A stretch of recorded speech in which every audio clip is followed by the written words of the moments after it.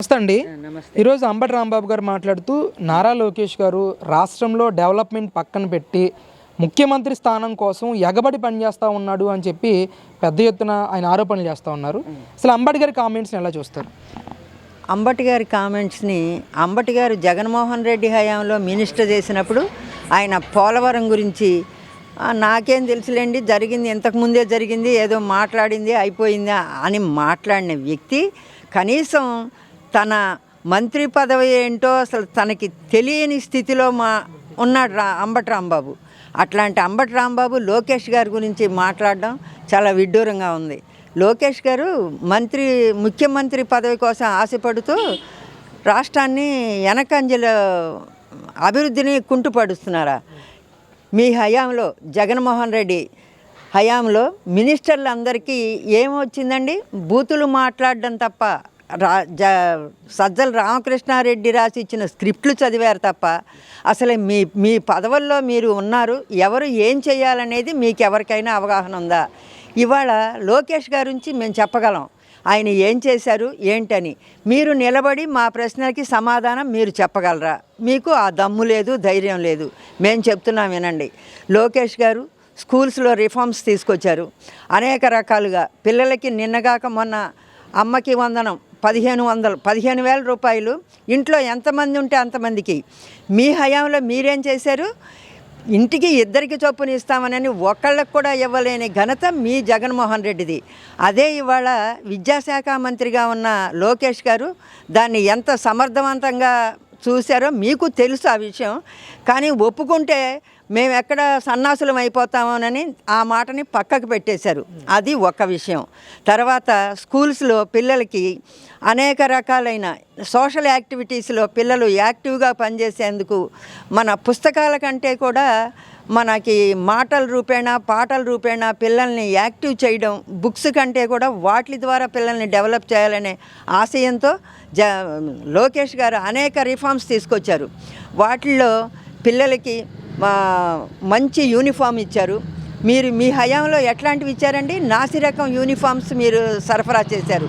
ఎవరికొకరికి కాంట్రాక్టుల ద్వారా డబ్బులు కొట్టడానికి మీ మంత్రులు మీరు పనిచేస్తే ఆయన స్వయం పర్యవేక్షణలో మంచి పిల్లలకి మంచి యూనిఫామ్స్ ఉండాలి, మంచి షూస్, మంచి పుస్తకాలు అవి ఆయన సరఫరా చేసిన ఘనత అయింది. అంతేకాకుండా ఆనాడు సైకిల్స్ ఇవ్వాలి పిల్లలకి అని చెప్పి స్కూల్స్లో ప్రవేశపెడితే మీరు వచ్చిన తర్వాత మీరేదో పంచినట్టుగా ఆ సైకిళ్ళన్నీ మీరు పందారం చేశారు. కానీ మీరు తెచ్చిన ఘనత మీకేమీ లేదు. మీరు రంగులు వేసుకునే ముఖ్యమంత్రి మీ జగన్మోహన్ రెడ్డి గారు, ఎవరన్నా చేసిన వాటి మీద పేర్లు వేసుకునే ముఖ్యమంత్రి మీ జగన్మోహన్ రెడ్డి గారు. మీరు లోకేష్ గారి నుంచి మాట్లాడడం అసలు అంత చాలా విచిత్రంగా ఉంది ఇది. ఎందుకంటే ఆయన మధ్యాహ్న భోజన పథకంలో ఎన్ని మార్పులు తీసుకొచ్చారండి?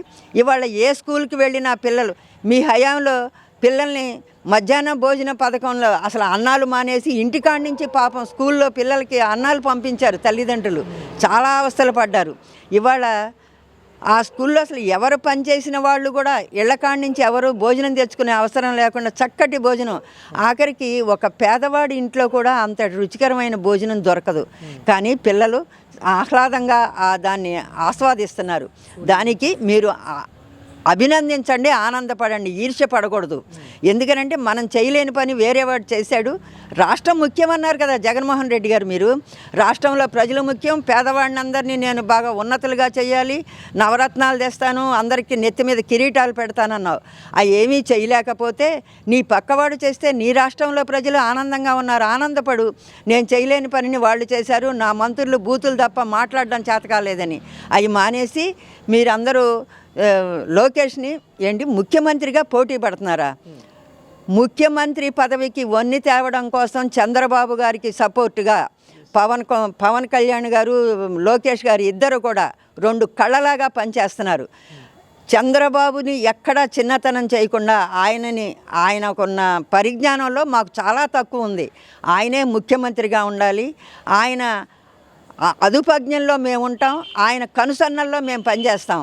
అంతేగాని మేమేదో ముఖ్యమంత్రి పదవి అనేది ఎవరికి అసలు ఆశయం లేదే. రాష్ట్ర ప్రజల భవిష్యత్తు ముఖ్యం అనుకున్నారు. అందరం కలిసి సమిష్టిగా పనిచేయాలని ప్రతి ఒక్కరితో సమావేశాలు పెట్టుకుంటున్నారు. నీ హయాంలో ఏ మంత్రి అయినా అసలు స్వయంగా మాట్లాడగలిగారా? నువ్వు ఒక్కళ్ళనైనా సమావేశపరిచి ఏమన్నా చెప్పగలిగావా? ఏదీ లేదు. ఇవాళ ప్రతి ఒక్కళ్ళు ఎమ్మెల్యే అయినా సరే అందరికీ లోపలికి ఆహ్వానం ఉంటుంది. లోకేష్కి ఒక విజ్ఞత ఉంది. ఎవరినైనా కల్పిస్తే అన్నాని పలకరించే ఆ మృదు స్వభావం అసలు మీలో ఎవరైనా దాన్ని పాటించారా? ఇవాళ ఎవరినైనా కదపండి, చిన్న పిల్లవాడిని కానీ, ఒక మహిళని కానీ, ఒక విద్యార్థిని కానీ లోకేష్ అన్న అని చెప్పుకుంటున్నారు. నీకుందా ఘనత జగన్మోహన్ రెడ్డి గారు? మీరు ఇవాళ ఏది ఈర్ష్యపడి వాళ్ళతో వీళ్ళతో స్టేట్మెంట్లు ఇప్పిస్తే అది అందరూ చూసి నవ్వుకుంటారు. అది తెలుసుకోండి. ముఖ్యమంత్రి పదవి కావాలని లోకేష్ ఎగబడుతున్నారని మీరందరూ ఏదో అభివృద్ధిని పక్కన పెట్టేసి ముఖ్యమంత్రి పదవి కోసం ఎగబడుతున్నాడని చెప్తున్నారు. ముఖ్యమంత్రిగా కావాలనుకుంటే లోకేష్కి అదేమి పెద్ద గొప్ప విషయం ఏం కాదు. తనకు అందరూ సపోర్ట్ చేస్తారు, ఎక్కించవచ్చు. కానీ తన ఆశయం అది కాదు. ఆంధ్ర రాష్ట్రాన్ని అభివృద్ధి చేయాలి, ఆంధ్ర రాష్ట్ర ప్రజలకి ఈ ఫలాలన్నీ పంచాలనే కాన్సెప్ట్లో లోకేష్ గారు పనిచేస్తున్నారు. ఆ ఉద్దేశంలో ఆయన అట్లా పనిచేస్తే ముఖ్యమంత్రి పదవి కావాలనే కాంక్ష 2029 రాకముందే నిన్నగాక మొన్న జగన్మోహన్ రెడ్డి గారు ఏం మాట్లాడుతున్నారు? 29లో మనం రఫా అనుకుంటా వచ్చేస్తామా? ఎక్కడి నుంచి వస్తారు? 11 సీట్లకే పరిమితం అయిపోయి మీకు దిక్కుమొక్కు లేకుండా ఒక పక్కన ప్రతిపక్ష హోదా లేకుండా పక్కనున్న మీరు 2029లో వస్తారు. సరే, ముఖ్యమంత్రి పదవి ఆశన అసలు మీ జగన్మోహన్ రెడ్డికి ఎంత ఆశ అండి ముఖ్యమంత్రి పదవి అంటే?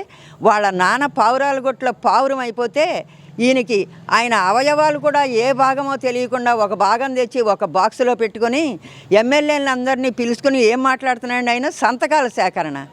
ఒక తండ్రి పోతే ఒక కొడుకు ఆపనండి చేస్తాడు. తన తండ్రి మరణానికి కారణం ఏంటో తెలుసుకోవాలి. తన తండ్రి ఎలా చనిపోయాడనే కించిత్ బాధ కూడా లేకుండా ఎమ్మెల్యేలు అందరినీ సమావేశపరుచుకొని ఏంటండి సంతకాల సేకరణ.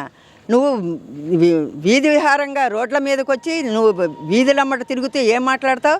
నేను తండ్రి లేని కొడుకునయ్యాను, నా తండ్రిని చంపేశారు. నీ తండ్రిని చంపేశారని నువ్వు బాధపడతాం కాదు, ప్రజలు బాధపడాలి.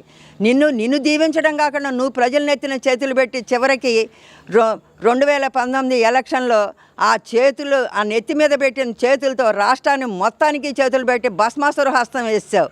నీకంటే గొప్పవాళ్ళు ఎవరైనా ఉన్నారా జగన్మోహన్ రెడ్డి గారు? మీరు ముఖ్యమంత్రి పదవికి ఎగబడటం అంటే అది. నీ తండ్రి చనిపోతే అందరినీ పోగేసుకుని నీకు ముఖ్యమంత్రి అవ్వాలనే కదా నువ్వు కాన్సెప్ట్తో. ఇక్కడ అలాంటి వాళ్ళు ఎవరు లేరు. ప్రతి ఒక్కళ్ళు ఈ రాష్ట్రం కోసం, రాష్ట్ర అభివృద్ధి కోసం అందరూ పాటుపడుతున్నారు. నువ్వు అది గ్రహించాలి. నిన్నగాక మొన్న రాత్రి పగలు తేడా లేకుండా విదేశాలన్నీ తిరుగుతూ తండ్రి కొడుకులు ఇద్దరు ఎన్ని ఎంఓయూలు చేశారండి. నువ్వు వచ్చిన పరిశ్రమలన్నింటినీ రోడ్లు కూడా తవ్వించేశావు రాజధానిలో. నీకున్న ఘనత ఎవ్వరికి చెప్పుకోవడానికి వీల్లేదు అసలు నీ గొప్పతనాన్ని. రాజధానిలో ఉన్న పరిశ్రమలన్నింటినీ నువ్వేం చేశావు? ఒక్కొక్కళ్ళు వెళ్ళిపోయే వరకు నిద్ర లేకుండా రాత్రి 3 రోజుల పాటు మేమే చూసాం. లారీలన్నీ వాళ్ళ సామాన్లు వేసుకుని తిరిగి వెళ్ళిపోతే రాజధాని లేకుండా ప్రజావేదిక కూల్చిన ఘనత గల జగన్మోహన్ రెడ్డి, నువ్వు ఇక మాట్లాడడం మానుకోవాలి. ప్రజలు నిన్ను ఇప్పటికే చేత్కారం చేస్తున్నారు. అయినా కూడా నీకు ఏదో మాట్లాడితే గొప్పతనం అనుకుని మాట్లాడుతున్నామనో కానీ విజ్ఞతగా ప్రవర్తించాలి ఇప్పటికైనా కానీ.